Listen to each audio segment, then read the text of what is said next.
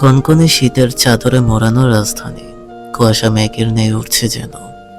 কথা বললেই নিঃশ্বাসে সিগারেটের ন্যায় ধোয়া বেরোচ্ছে মুখ থেকে। বাংলাদেশের মানচিত্রের মধ্যখানে মায়ার শহর ঢাকার অবস্থান। এখানে শীতের চাপটা খুব একটা পড়ে না বললেই চলে। প্রভাব পড়ে সাধারণত উত্তরবঙ্গে, তবে এবারে শীতটা একটু বেশি মনে হচ্ছে। জানুয়ারির ঠিক মাঝামাঝি সময় তাপমাত্রা দেখাচ্ছে যেন 16 ডিগ্রি সেলসিয়াস। খোলা মাঠের মধ্যিখানে চলছে আগুনের লালচে শিখা, শীত নিবারণের মাধ্যম হিসেবে। আর ছোট সাউন্ড বক্স বাজছে সৌরভ শাহের প্রিয়তম গানটি। আগুনের উষ্ণতাকে গায়ে মেখে নিল একদল। তাদেরই মাঝে একজন বলল, ঢাকার শীতকালের সাথে আর কিছুরই তুলনা হয় না। হাইওয়ে যানজট তখন ভালো লাগে, মানুষের কোলাহল তখন প্রিয় হতে শুরু করে। আশেপাশে কতই আয়োজন। এই শহরে শীত নামে প্রেমের গ্রাণ নিয়ে। এই শহরে একটি শীতের সন্ধ্যা উৎসবের চেয়ে কম নয়। কথাটি শেষ হওয়ার সাথে সাথে মুঠোফোনে বিদঘুটে আওয়াজে বেজে ওঠে। এই হিমশীতল সন্ধ্যায় সুন্দর গানের মজলিসে ফোনের আওয়াজটা এক প্রকার বিরক্তির কারণ হয়ে দাঁড়ালো সবার কাছে। তার মাঝে শীতকালীন হাঁচি কাশি একদম জুড়ে বসেছে দেহের সাথে। কয়েক দফা কেশে বুকে হাত ঘষতে ঘষতে ফোনটা রিসিভ করে। আসসালামু আলাইকুম, ফরহাদ বলছেন। ফরহাদ কান থেকে ফোন নামায়, নাম্বারটা আরেকবার চেক করলো। আননোন নাম্বার, কণ্ঠটাও অপরিচিত। পুনরায় ফোন কানে চেপে বলল, ওয়ালাইকুম আসসালাম। জি, তবে আপনি কি বলছেন? আমাকে চিনবেন না। ফরহাদ হকচকিয়ে গেল খানিক। বন্ধু মহলের চোখ তার থেকে জিজ্ঞাসু দৃষ্টিতে তাকিয়ে আছে। ফরহাদ দ্রুত গতিতে কয়েকবার পলক ফেলে বলল, তাহলে কল করার কারণটা জানতে পারি? অন্যপাশ থেকে জবাব এলো, জি, আপনার একটি প্রিয় জিনিস আমার কাছে। কথার এক পর্যায়ে ফরহাদের মনে হলো তার কণ্ঠটি অদ্ভুত রকমের সুন্দর, যে সুন্দরকে ঠিক সুন্দর বলে আখ্যা দেয়া যায় না। এই শান্ত শীতল আবহে স্নিগ্ধ কণ্ঠস্বর শীর্ষের অনুভূতি হচ্ছে। ফরহাদ কানে ফোন গুজে থমকে গেল এক মুহূর্তে। এসব কি ভাবছে? অথচ মেয়েটি ফোনের অন্য পার্শ্বে অপেক্ষমান। কথার অর্থ বোধগম্য না হওয়ার প্রশ্ন করল, আমার প্রিয় জিনিস কি বললেন বুঝিনি। মেয়েটি জবাবে বলল, মনে হচ্ছে আপনি হিমুর বিশাল ভক্ত। আমার হাতে বর্তমানে হুমায়ুন আহমেদ স্যারের হিমু বইটি আছে। সেখানে আপনার নাম, নম্বর আর ফিরিয়ে দেওয়ার একটি ছোট্ট আবেদন পেলাম। ফরহাদ কপাল কুঁচকে ফেলে, সাথে সাথে সেই ভাঁজ পড়া কপাল সমানো হলো। আচমকা মনে পড়ল বইটির কথা। এককালে একটু বেশি প্রিয় ছিল। প্রিয় হওয়ার কারণটাও কম বিশেষ ছিল না। হারিয়ে যাওয়ার ভয়ে নাম্বার লিখে রেখেছিল। প্রিয় নারীর দেওয়ার শেষ চিহ্ন বলে কথা। একজন জুনিয়রকে পড়তে দিয়েছিল বইটি। তখনই বইটির সাথে সেটির সাথে জড়ানো পুরনো বেখেয়ালি স্মৃতিটুকু হারিয়েছে। হাস্যকর লাগছে বিষয়টি এখন। মনের আনাচে কানাচেতে সেই অতীত অনুভূতির অটুকু অবশিষ্ট নেই। আমি ফরহাদ, আমার নাম্বার 01896400748। বইটি যদি কখনো কেউ পেয়ে থাকেন দয়া করে আমাকে ফিরিয়ে দেবেন। আমি চাইলে একটি নতুন বই কিনতেই পারি, কিন্তু এই বইটি বিশেষ, অনেক স্মৃতি জড়ানো। অনুরোধ করছি, যদি কখনো বইটি আপনার হাতে আসে দয়া করে উপরে দেওয়া নাম্বারে যোগাযোগ করবেন। আমি আপনাকে নতুন একটি বই দিব, কিন্তু এই বইটি আমার চাই। শীতল কণ্ঠে পুরো লেখাটা পড়ে শোনালো মেয়েটি। ভাবনার ব্যাঘাত ঘটে এখানেই। হ্যাঁ, ঠিক এটাই লিখেছিল সে। ফরহাদ নীরবে বাঁকা হাসলো। যত সব ছেলে মানুষই বই আর বই উপহার দেওয়া মানুষকে অনেক আগেই ভুলে গিয়েছে। ফরহাদ নীরবতা ভেঙে বলল, আপনার কাছেই রেখে দিন, আমার আর এই বইয়ের প্রয়োজন নাই। মেয়েটি উৎকণ্ঠা হয়ে জানতে চায়, কেন এতটা ডেসপারেট হয়ে লিখে রেখেছেন? যেন আপনার সম্পূর্ণ মায়া এই বইটার মধ্যেই জড়িয়ে। এখন বলছেন লাগবে না।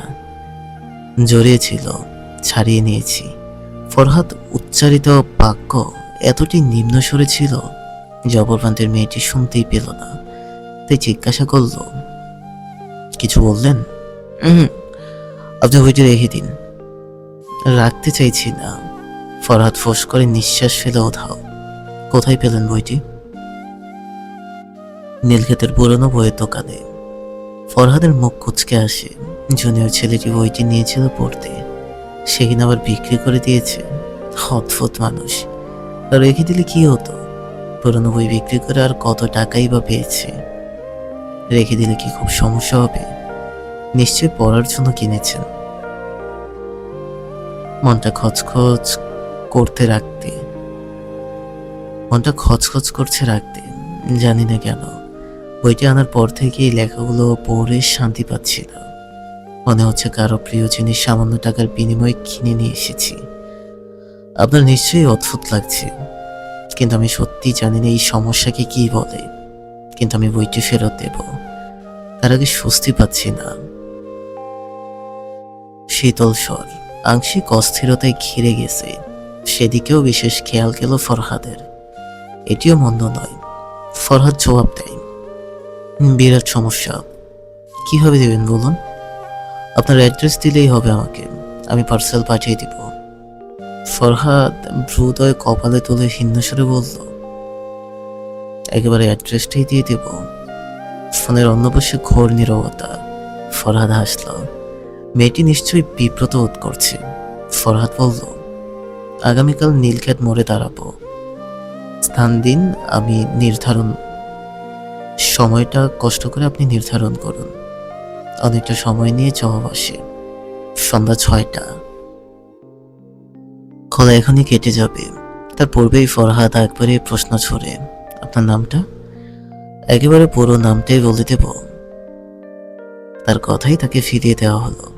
ফরহাদ এবার শব্দ করে হাসে।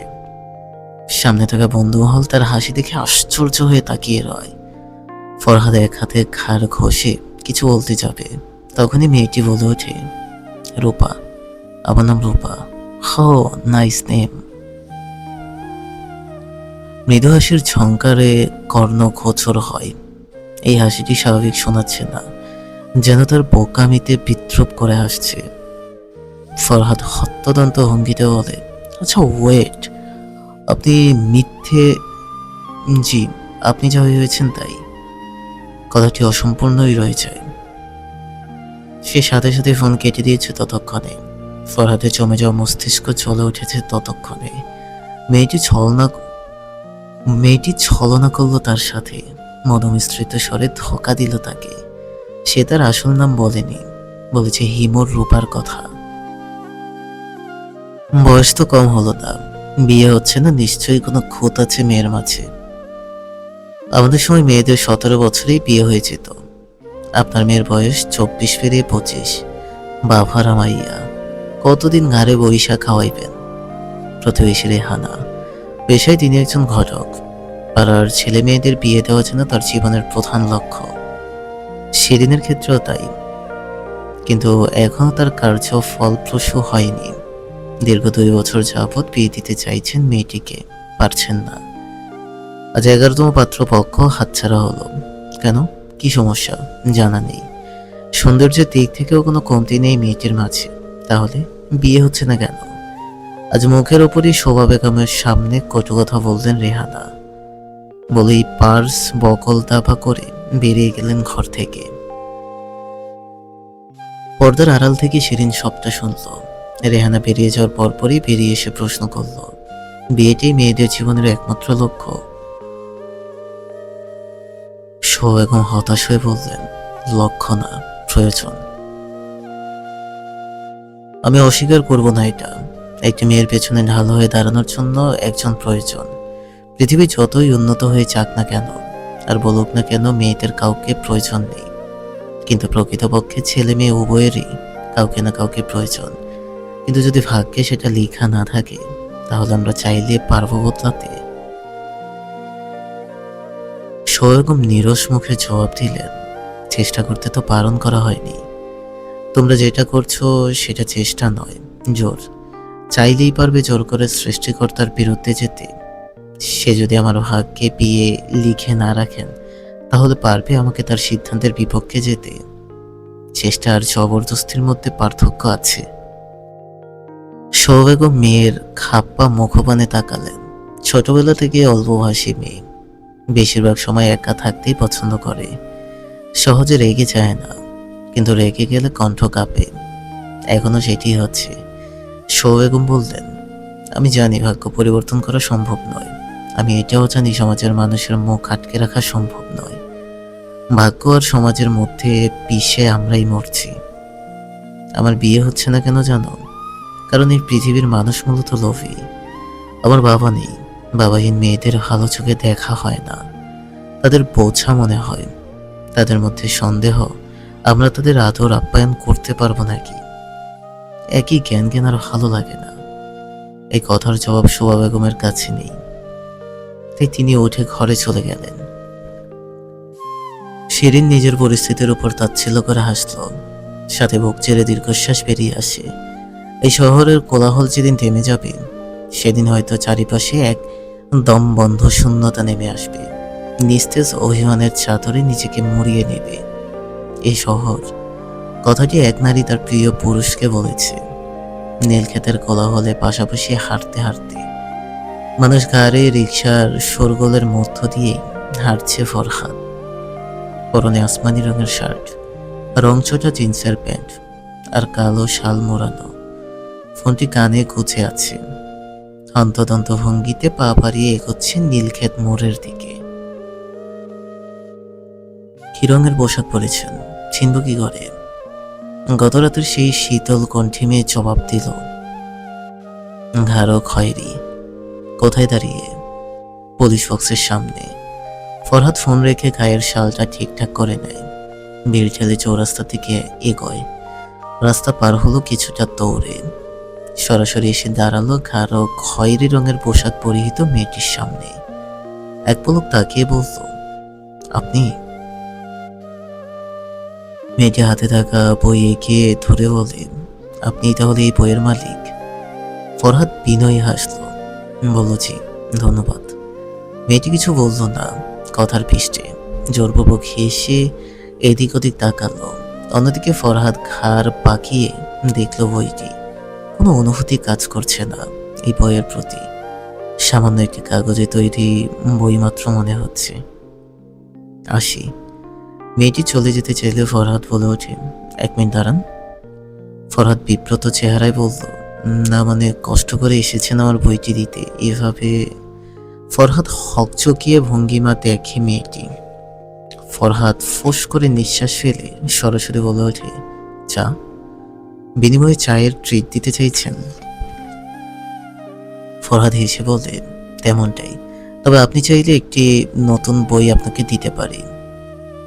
তার আর প্রয়োজন পড়বে না। মেয়েটি প্রশ্ন করল, এখানে যাতায়াত হয়? হ্যাঁ, প্রায় প্রতিদিনই হয়।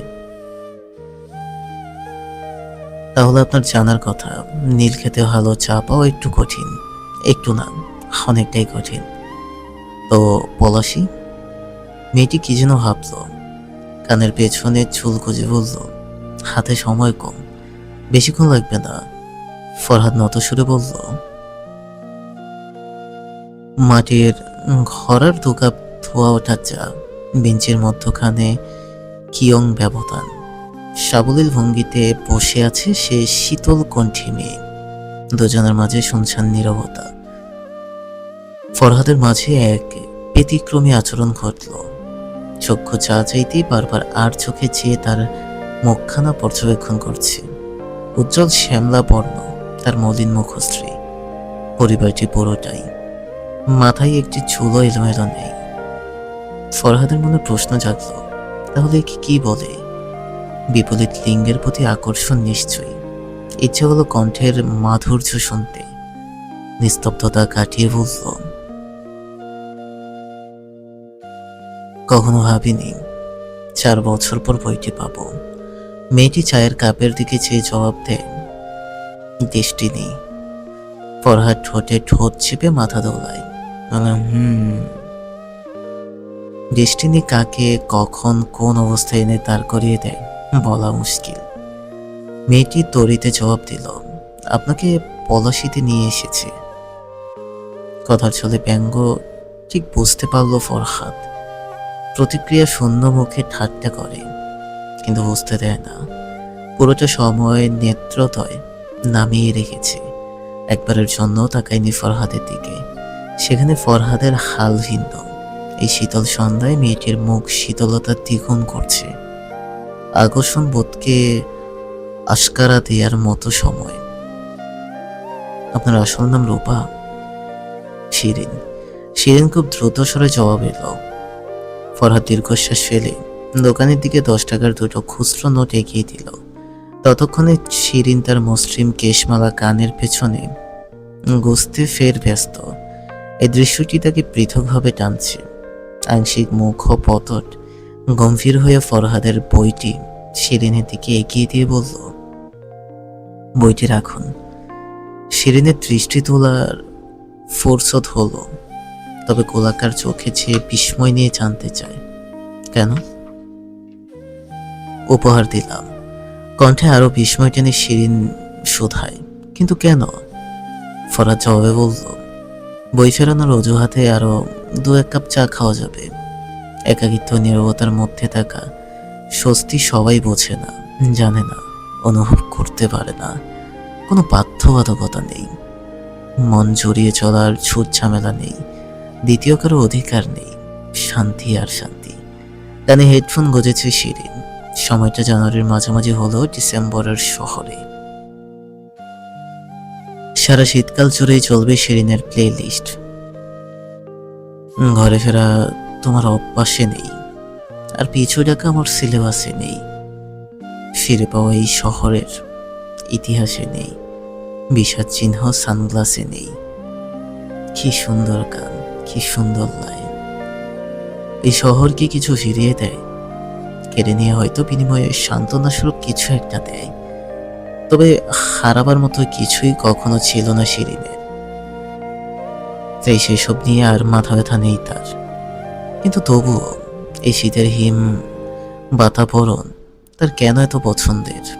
কেন প্রেম প্রেম অনুভূত হয় প্রতি সন্ধ্যায়? কেন বাতাসে এক সম্মোহনী সুবাস শেষে বেড়ায়? সে তো প্রেমে মজে নেই, তাহলে প্রতি শীতে কেন এই অনুভূতিরা খেলা খেলে যায় মনের সঙ্গে? এসবের উত্তর বেশ কয়েকটা বছর যাবৎ খুঁজেছে শিরিন, কিন্তু পায়নি। তখনই ফোনে টুং শব্দ করে একটি মেসেজ এলো। কপাল কুঁচকে ফেলে শিরিন। ভার্সিটির গ্রুপে একটি লম্বা চওড়া মেসেজ। মেসেজের আকৃতি বলে দিচ্ছে খুবই গুরুত্বপূর্ণ ওজনদায়ক মেসেজ হবে। শিরিন পড়ল। মূলভাব হচ্ছে, আগামীকালের ক্লাস অন্তত গুরুত্বপূর্ণ, সবার উপস্থিতি কামনা করছি। ক্লাস করতে ভালো লাগে না, সেখানে শত মানুষের হাজার খানেক কথা, কে শুনবে? শিরিন উফ শব্দটি উচ্চারণ করল। ফোন সাইডে রেখে সাদা কম্বল মুড়িয়ে ঘুমিয়ে পড়ল। নাক মুখ ভালোভাবে ঢেকে যা। ছোট ফুড বক্সে 4টে পুলি পিঠা রাখতে রাখতে কথাটি বললেন সোয়া বেগম। বক্সটি শিরিনের দিকে এগিয়ে দিলেন, সাথে 100 টাকার দুটো নোট বের করে মেয়ের দিকে এগিয়ে দিয়ে ফের বললেন, ফিরতে তো মনে হয় বিকেল হবে, বাইরে খেয়ে নিস। আচ্ছা মা, আসি। যা। শিরিনদের একতলা বাড়িটি বিশাল, আলাদা আলাদা ঘর, তবে মধ্যিখানে একটি অর্ধ দেয়াল বাড়িতে বিভক্ত করে রেখেছে। একপাশে তার বড় চাচা চাচি আর সন্তানেরা থাকে। একটি মাত্র ঘর তাদের, মামির ভাগে পড়েছে, আর সামনে একটি নামমাত্র উঠান। সেখানেই দিন চলছে বাবার পেনশন ও জমিয়ে রেখে যাওয়া কিছু টাকায়। শিরিনের বাবা কর্মঠ আর চালাক মানুষ ছিলেন। বেঁচে থাকতেই মেয়ের জন্য অল্প অল্প করে টাকা জমিয়ে রেখেছিলেন। সাথে তার ভাগ্যের সম্পত্তি বলতে এই ঘরটি, সেটিও মেয়ের নামে করে দিয়ে যান, যেন তার মৃত্যুর পর আর কারো কাছে হাত পাততে না হয়। ইচ্ছেও তাই। মামের দিব্যি কাটছে দিন, তবে এক শূন্যস্থান আছে যেটি কখনো পূরণ হবে না, কারো সাধ্য নেই পূরণ করার। বাংলা বিভাগের ছাত্রী শিরিন অনার্স কমপ্লিট করে মাস্টার্স করছে। নিজেকে সম্পূর্ণ আবৃত করে ঠান্ডায় কাঁপতে কাঁপতে ডিপার্টমেন্টের দিকে এগোতেই সিঁড়ির সামনে একজনকে দেখতে পেয়ে থমকে যায়। আচমকা বিমূঢ় হয়ে দাঁড়ায় শিরিন। কালো জ্যাকেটের পকেটে হাত গুজে বন্ধুদের সাথে সিঁড়িতে আড্ডায় মেতেছে ফরহাদ। কিন্তু সে এখানে কেন? তার চেয়ে বড় প্রশ্ন, এখানে কি হবে? এগিয়ে গিয়ে জিজ্ঞেস করবে, না থাক, যদি অন্য কিছু হয়ে বসে। ঠিক তখনই শিরিনের বিস্মিত চোখে চোখ পড়ে ফরহাদের। ঠিক সেও আশ্চর্য হয়ে গেল শিরিনের মতো, হা করে তাকিয়ে রইল তার দিকে। শিরিনের কি বিনয়ের সাথে হাসা উচিত, কি করা উচিত আসলে? এই দ্বন্দ্ব বড়ই বিরক্তিকর। ঠিক তখনই দেখতে পেল ফরহাদ চোখ ফিরিয়ে নিয়েছে, ঠিক আগের মতো বন্ধুদের দিকে মনোনিবেশ করেছে, এগিয়ে গেল। এই প্রশ্ন জাগলো শিরিনের মনে। 204 নম্বর রুমে সবার শেষের বেঞ্চিতে বসলো শিরিন। এখানে সে কাউকে বিশেষভাবে চিনে না, আসলে চিনতে চায় না, বন্ধুত্ব করতে চায় না। একাকী এক কোণে বসে থাকে মাথা নামিয়ে, ক্লাস করে বেরিয়ে যায়। আজও তাই। হুট করে কারো আওয়াজ কর্ণপাত হলো, পাশে বসলাম। শিরিন তরিতে চোখ তুলে চাইল। পুনর্বান বিষম খেল শিরিন। এই লোকটি তার ক্লাসে কি করছে? ততক্ষণে ফরহাদ তার স্থান গ্রহণ করেছে, দুহাত একত্রিত করে কষলে যাচ্ছে হাত গরম করবার জন্য। ফরহাদের এক বন্ধু এসে বলল, মামা, আজকে তোর সিট দখল হয়ে গেছে রে। ফরহাদ জবাবে বলে, বসার জায়গা নিয়ে কারাকারি বাচ্চারা করে, আমি যেখানে রাত সেখানে কাত। ছেলেটি শিরিনের দিকে আর চোখে চেয়ে ইশারা করলো, ভুলভাল জায়গায় আবার কাত হয়ে যাস না কেমন। ফরহাদ গুরুত্বহীন রইল।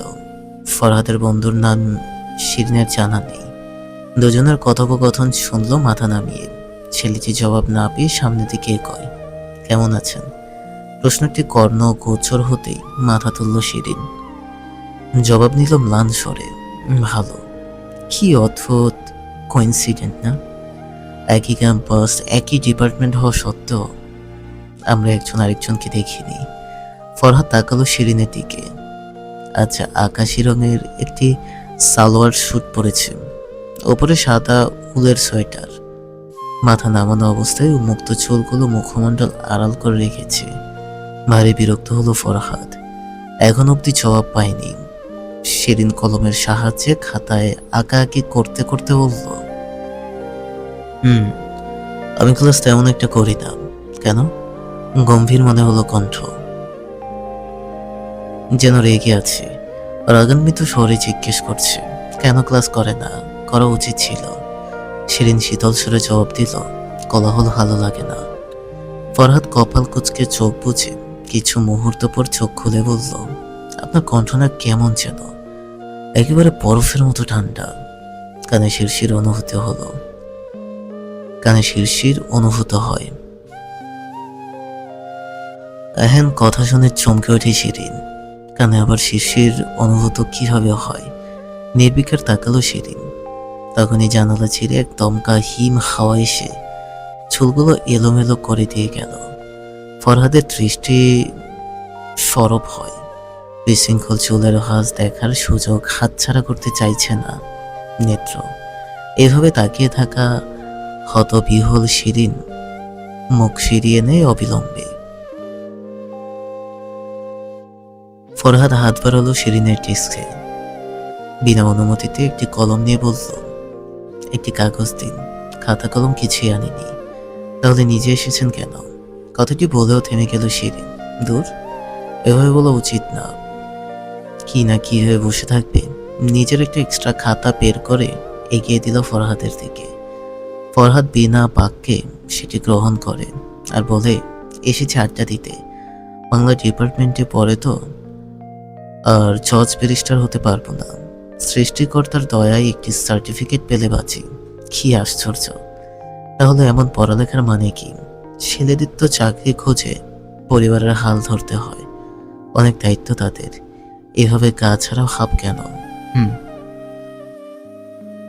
প্রশ্নটি করবে বলে মুখ তুলেছিল শিরিন, কিন্তু পরক্ষণে ভাবলো অন্যের বিষয়ে নাক গলানোর কি দরকার। যে গতিতে ঘাড় তুলেছিল সে গতিতেই নামিয়ে নিল। কিন্তু ফরহাদ বুঝল বিষয়টি। অসমাপ্ত কথা জানতে সুদায় কিছু বলবেন না, কিছু না। কথা ছিল এই বইটি ফিরিয়ে দেওয়ার অজুহাতে দেখা হবে, কিন্তু সেই অজুহাত নিজেই এক দীর্ঘস্থায়ী অজুহাত খুঁজে নিয়েছে।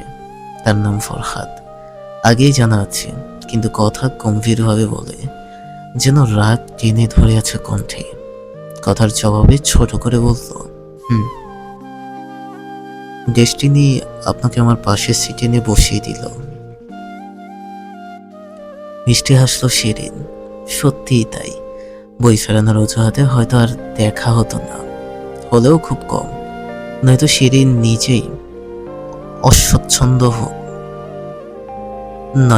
নিজেই অচ্ছন্দতা অনুভব করত। ফরহাদ গালে হাত রাখে, সামনের দিকে চেয়ে বলে, ডেস্টিনি হয়তো চায় আমাদের প্রতিদিন দেখা হোক। বেশি গায়ে পড়ছে না। শিরিন আর চোখে তাকিয়ে বলল, আমি প্রতিদিন ক্লাসে আসি না। এখন থেকে আসবেন। কেন? বই কিন্তু আপনার না, আগামীকাল নিয়ে আসবেন। আচ্ছা, আনবো। ফরহাদ হেসে বলল, আমি আবার ফিরিয়ে দেব। শিরিনের কপালে হাত পড়ে। অসভ্য লোক। একটি বইয়ের অজুহাতে তাকে ঘূর্ণিপাকে ঘোরানোর ফন্দি। নিব্বিতে ভেঙচি কাটল শিরিন। ফরহাদ সেটি চতুর চোখ দেখে ফেলেছে। বলে ওঠে, দেখেছি, কিন্তু মায়ের কথাই ঠিক ছিল। আজ ফিরতে বিকেল নয়, সন্ধ্যা গড়িয়েছে। আজানের একটু আগে ক্লাস শেষ হলো। আজ সকলেই ক্লান্ত। ফরহাদ 2টো ক্লাস করেই উধাও। বাকি 3টা ক্লাসে তাকে আর পাওয়া যায়নি। খাতাগুলো নিজের সম্পত্তি ভেবেই সাথে নিয়ে গেছে। যাওয়ার আগে ফেরত দেওয়া অথবা বলে যাওয়ার মতো ভদ্রতাটুকুও দেখায়নি। নিশ্চয়ই আড্ডায় মজেছে। সন্ধ্যা নামার সাথে সাথে শীতের প্রকোপ বৃদ্ধি পাচ্ছে। শিরিন ওড়না পেঁচিয়ে নিল মাথায়। ঠান্ডা বাতাস কানে গেল। নির্ঘাত বাড়ি গিয়ে মাথা ব্যথা বিনা নিমন্ত্রণে হাজির হবে। বাইকের হেডলাইট চলছে আধার নিবারণের উৎস হিসেবে। শামীম, শাহেদ, রাত্রি, রেশমা, নিশি, এরাই ফরহাদের বন্ধু মহল। জোট পেতে আড্ডায় মেতেছে। কারোরই বাড়ি যাওয়ার তাড়া নেই। একই সাথে গ্রাজুয়েশন কমপ্লিট করেছে। একই সাথে একই ডিপার্টমেন্টে মাস্টার্সও করেছে।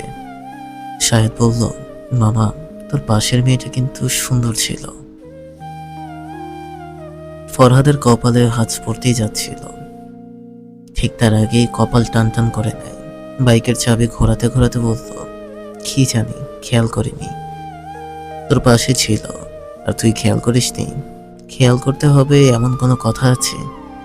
শাহেদ জানে ফরহাদের স্বভাব। ক্যাটকেটে একটা হাব আছে। অল্পতেই বিরক্ত হয় সে। তাকে ওয়ান লাইনার ডাকা হয়। প্রয়োজনের বেশি একটি শব্দ সহ্য করার ক্ষমতা তার নেই বললেই চলে। নিশি বলল, মেয়েটি সুন্দর হোক আর অসুন্দর, আমাদের ফরহাদের হৃদয় সেই ছেড়ে যাওয়া নারীর প্রেমে আসক্ত। ফরহাদ এবারে মুখ শক্ত করে জবাব দেয়, ফালতু কথা বলবি না, বাড়ি যা। পর সন্ধ্যায় বাহিরে কি? আড্ডার মাঝে শিরিনকে তাদের সামনে দিয়ে অতিক্রম করতে দেখা গেল। শিরিন দেখেছে তাদের সবাইকে। দুজনের চোখে চোখ পড়তে ফরহাদ মুখ ফিরিয়ে নেয়, যেন দেখেনি শিরিনকে অথবা চেনেই না। শিরিন দুবার লক্ষ্য করলো বিষয়টি। এই তো একটু আগে গায়ে পড়ে কথা বলছিল। হুটহাট কি হয়? এসব ভেবে লাভ নেই, বাড়ি ফিরতে হবে। পায়ের গতি বৃদ্ধি করে ক্যাম্পাসের সদর দরজার দিকে এগোতে থাকে। হাঁটতে হাঁটতে হবে, লোকটাকে নিয়ে একটু বেশি ভেবে ফেলা হচ্ছে। এত ভাবা উচিত নয়। সে থাকুক তার মতো। খাতা কলম ফেরত নেওয়ার ইচ্ছে নেই। পুরুষালী কণ্ঠস্বর সাথে বাইকের হর্নের আওয়াজ, দুটো মিলিয়ে ধরফরিয়ে উঠল শিরিন। সবাই ল্যাম্পপোস্টের নিচে দাঁড়িয়েছিল রিক্সা নেবে বলে। ফিরে তাকালো। ফরহাদ বাইক নিয়ে দাঁড়িয়ে আছে। শিরিনের তাকানো মাত্রই জ্যাকেটের চেইন খুলে মোড়ানো খাতা আর কলম বের করল। বাইক টেনে শিরিনের সামনে দাঁড় করিয়ে আগ বাড়িয়ে দিল খাতা কলম। শিরিন খাতা আর কলম নিয়ে বলল, ধন্যবাদ। ফরহাদ নত মুখে হাসে। হাসবার কারণ কি? শিরিন কি কোনো কৌতুক বলেছে? শত স্নিগ্ধভাবে দাঁড়িয়ে রইল শিরিন। ফরহাদও সেখানেই দাঁড়িয়ে। কেন দাঁড়িয়ে আছে একবার জিজ্ঞেস করা উচিত। আবার দ্বন্দ্বে জড়ালো শিরিন। ফরহাদের বিপরীত দিকে মুখ ফিরিয়ে রিকশা তলব করতে থাকে। বাড়ি কোথায়? কিছুক্ষণ সময় পর জিজ্ঞাসা এলো ফরহাদের তরফ থেকে। শিরিন অতশত ভাবনায় না ডুবে জবাব দিল, আজিমপুর। আমিও সেদিকেই যাচ্ছি।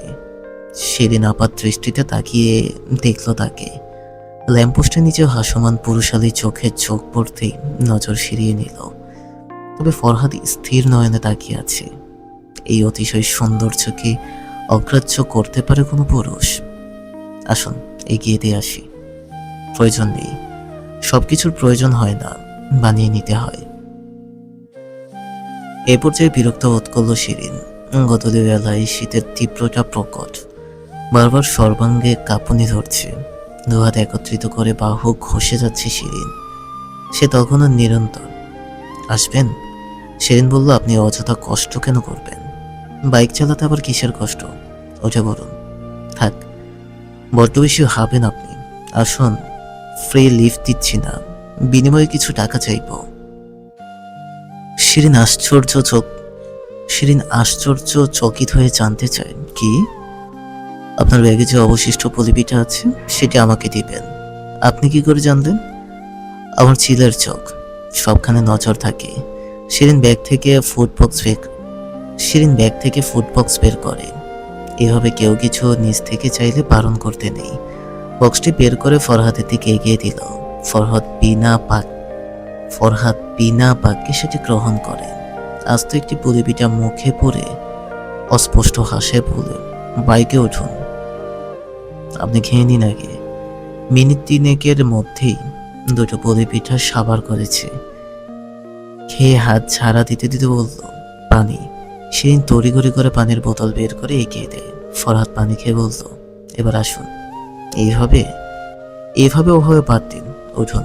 কি মহাবিপদ! এখন বাইকে চড়তে হবে। তাকে চেনে মাত্র 2 দিন, তার মাঝে বাইকে চড়া ভালো দেখায় না। ফরহাদ আবার বলল, কি সমস্যা? আসছি। শিরিন বাইকে চড়ে বসে বাধ্য হয়ে। বিষয়টি তার একেবারে পছন্দ হচ্ছে না। মানুষ কি ভাববে? ফোঁস করে নিঃশ্বাস ফেলল। ফরহাদ তার কালো জ্যাকেটটি একটানে খুলে ফেলল। পরক্ষণে পেছনে এগিয়ে বলল, জ্যাকেট গায়ে দিন।